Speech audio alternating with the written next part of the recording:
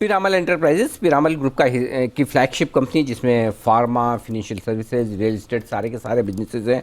30 से ज़्यादा देशों में ऑफिस है, 100 से ज़्यादा ग्लोबल मार्केट्स में मौजूदगी है कंपनी की, और फाइनेंशियल और फार्मा सेक्टर में दिग्गज कंपनी है।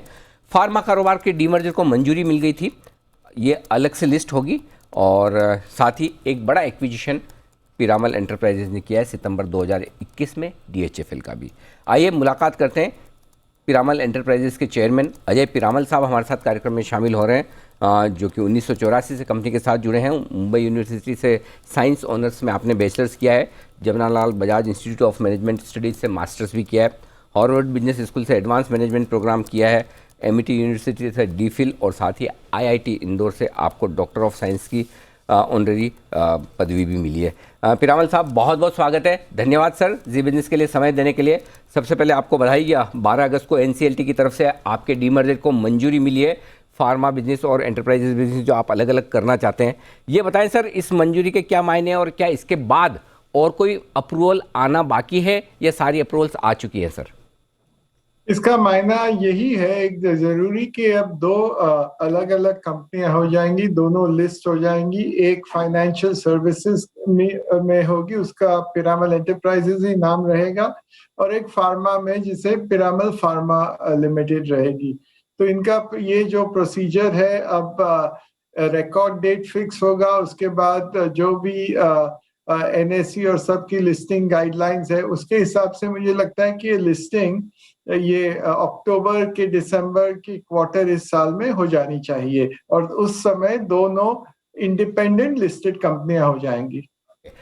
जो NBFC और फाइनेंशियल सर्विसेज वाला बिजनेस है, वो आपका पिरामल एंटरप्राइजेज में जो अभी लिस्टेड है वो वैसे ही चलता रहेगा।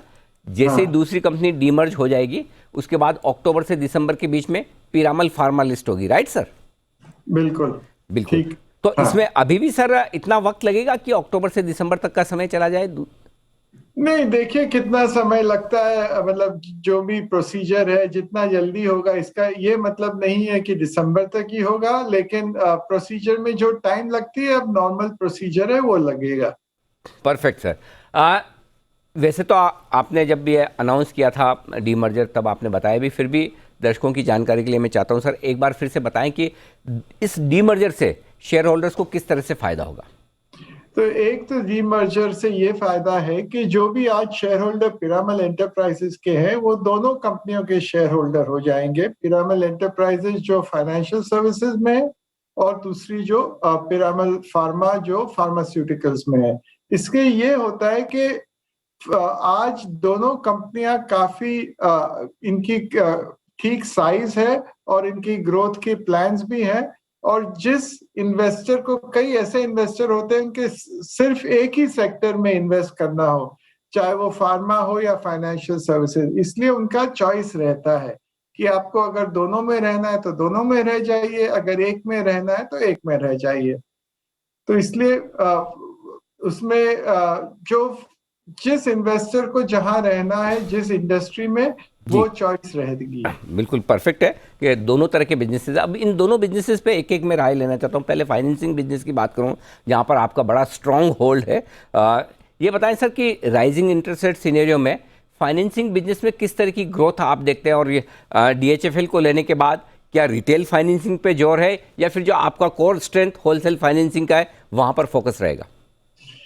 जब DHFL का जो हमने एक्विजिशन किया था, तो यही हमारी इच्छा थी कि हमारी डाइवर्सिफाई हो जाए बुक, सिर्फ होलसेल ही नहीं, लेकिन सिर्फ दोनों होलसेल और रिटेल दोनों हो, और वही उसी और हम लोग चल रहे हैं, ताकि अगले कुछ सालों में रिटेल और भी बढ़े। आज रिटेल का हमारा समझ लीजिए 42% रिटेल है, और 58% होलसेल है। लेकिन अगले 5 सालों में मैं देख रहा हूं कि ये रेशियो बदल जाएगा, 2/3 होगा रिटेल में और 1/3 होगा होलसेल में। और एक तो ये बात है। दूसरी बात आप पूछ रहे थे कि राइजिंग इंटरेस्ट रेट सिनेरियो में, अभी तक तो मैंने ये नहीं देखा है कि कुछ डिमांड में कमी हुई है। देखिए आगे चल करके क्या होता है, लेकिन अभी तो काफी डिमांड अच्छी है लोन्स की, दोनों रिटेल में और होलसेल में भी। सर आपने इंटरेस्टिंग चीज़ बताई कि 42% 42% अभी आपका रिटेल में रहेगा हिस्सा। अच्छा, एक और कंपनी आपने अभी बिड की है रिलायंस कैपिटल के लिए। यहाँ बिडिंग का क्या पर्पस है? क्या यहाँ रिटेल कारोबार बढ़ाने के लिए आज से बिडिंग, क्योंकि मेरे ख्याल से रिलायंस कैपिटल में शायद दोनों बिजनेस है। जी सर। नहीं, पहले तो अभी तक कोई बिडिंग की हुई नहीं? नहीं है। अच्छा, ओ सॉरी। वो अभी समझ रहे हैं कि जी चाहे बिडिंग करनी है या नहीं। शायद हम ये अज्यूम तो कर लेते हैं सर, वो हमारी गलती, हम सोचते कि आप तो करेंगे ही। जी अनिल जी, आप थोड़ा उसमें जल्दबाजी कर ली है। अब देख रहे हैं कैसे जी करना है। जी देखेंगे कि उसमें कुछ अगर ये बिड भी करे तो इंश्योरेंस में जी जैसे आप जानते हैं आर कैप इंश्योरेंस में है, जनरल में है और लाइफ के इंश्योरेंस में है। तो देख रहे हैं अगर हमें जनरल इंश्योरेंस में ठीक लगा अंदर का और ये वैल्यू हुई तो शायद बिड करेंगे। तो मतलब इसका मतलब ये तो क्लियर है कि Piramal enterprises full fledged financial services company, जहाँ सब कुछ फाइनेंसिंग, बीएफएसआई जो एक तरह से कहते हैं, सब कुछ आप करना चाहते हैं, राइट सर? सब कुछ तो नहीं, लेकिन फाइनेंसिंग तो कर ही रहे हैं। एनबीएफसी आज हमारे एक लाइफ इंश्योरेंस कंपनी भी है, एक जॉइंट वेंचर है। जब डीएचएफएल का हमारा मर्जर हुआ था तब एक उधर एक प्रिमेरिका के साथ, जो अमेरिका की बड़ी कंपनी है, उनके साथ एक लाइफ इंश्योरेंस में जॉइंट वेंचर है। तो इतना तो है अभी। बिल्कुल और जी सर, फार्मा बिजनेस वो तो खैर आपको मतलब कहना चाहिए कि ब्लड में है, और इतने सालों से आप दशकों से कर रहे हैं। अब चूंकि पिरामल फार्मा अलग हो जाएगी, उस कंपनी में इन्वेस्टर्स कैसे देखें उस कंपनी को लेकर आपका क्या विजन है?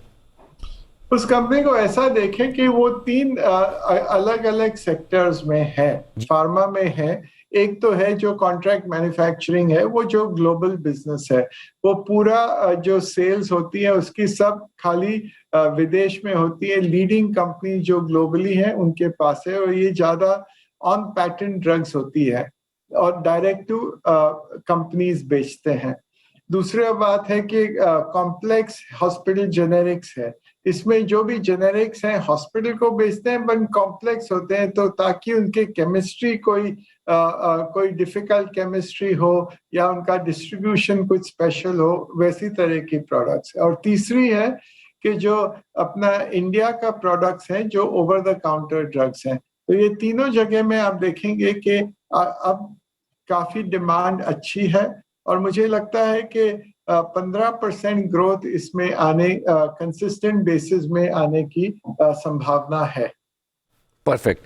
तो दोनों ही बिजनेसेस, चाहे वो फाइनेंशियल सर्विसेज का हो और एनबीएफसी का हो या फिर फार्मा का, मजबूती के साथ आगे बढ़ेंगे। बस अब इंतज़ार डीमर्जर की डेट्स आने का है। लगभग सारी अप्रूवल्स आ चुकी हैं। सर बहुत बहुत धन्यवाद, और एक बार फिर से आपको बधाई। एनसीएलटी की तरफ से डीमर्जर को मंजूरी मिल चुकी है, यानी कि आपके लिए जो भी अप्रूवल्स बाकी थी सब आ चुकी है। अब ये डीमर्जर आगे बढ़ता हुआ नजर आएगा। अजय पिरामल साहब, बहुत बहुत शुक्रिया सर आपका। धन्यवाद। Thank you sir. Ajay Piramal साहब, चेयरमैन पिरामल एंटरप्राइजेस के बताते हुए आगे की योजना डीप। ये इंटरेस्टिंग चीज़ है कि इसका मतलब ये है कि अब डीमर्जर बहुत, हम कहाँ आ गए, अगस्त में, राइट, मिड अगस्त में, अगस्त सितंबर, 1.5 महीने का वक्त है। अक्टूबर से कभी भी दोनों कंपनियां अलग अलग लिस्ट हो जाएगी, यानी कि अब आपके लिए डीमर्जर होकर लिस्ट होने में ज़्यादा वक्त नहीं बचा। स्टॉक के लिए डाउन साइड रिस्क खत्म हो गई। अब हमने स्टोरी सबसे पहले डीमर्जर की स्टोरी, मेरे ख्याल से उस बात को 6 महीने से ज़्यादा हो थोड़ा गया, ज़्यादा 5-6 महीने हो उसके गए। बाद कुछ और नॉन कोर एसेट्स भी इन्होंने धीरे धीरे करके बेचे, और बहुत स्ट्रॉन्ग पोजीशनिंग कर ली है। तो अभी जब पिरामल साहब को सुना तो पता चला कि 48% बुक इनकी, सॉरी 42% बुक जो है वो रिटेल की हो गई।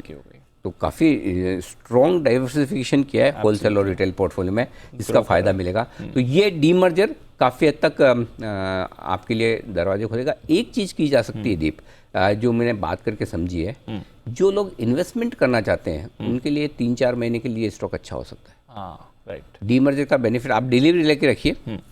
डीमर्जर के हिसाब से आज 1915-20 का भाव है जी, करेक्ट। अगर आप डिलीवरी लेकर छोड़ देते हैं तो आपको दोनों कंपनियां जो डीमर्ज होकर लिस्ट होगी, ओवरऑल वैल्यू जो निकल कर आएगी, आपको अच्छा प्रॉफिट बनेगा। और रिस्क एक ही है मार्केट की, जो हमेशा होती है, वो तो रहेगी, ये लो या कोई भी लो, वो तो रहेगी। तो उस केस में आपको ये करना चाहिए कि आधा अभी लेना चाहिए और आधा जब डेट अनाउंस हो जाए, रिकॉर्ड डेट, तब राइट, तब आधा ले लीजिए, क्लैरिटी आ जाएगी, ताकि आपके लिए रिस्क कम हो जाए। Correct sir. है ना।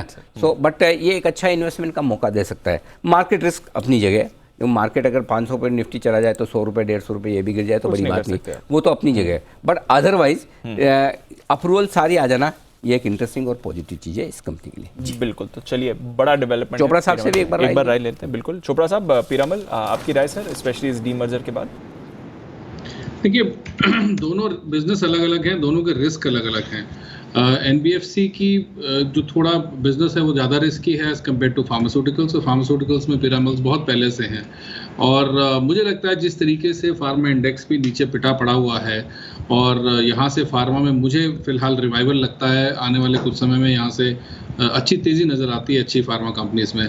तो दोनों पोर्टफोलियोज डिरिस्क हो जाएंगे और अपने अपने स्ट्रेंथ्स पे ये लोग काम करेंगे। किसी दूसरे वर्टिकल का बोझ, ना फार्मा का बोझ एनबीएफसी पे आएगा, ना एनबीएफसी का बोझ फार्मा पे आएगा। अभी तो फिलहाल दोनों ही ड्रैग हो जाते हैं। जैसे आईटीसी में हम कई बार देखते हैं बिजनेसेस बहुत सारे हैं, मगर कभी सिगरेट्स में एक्साइज बढ़ जाती है तो पूरा का पूरा स्टॉक ही नीचे आ जाता है।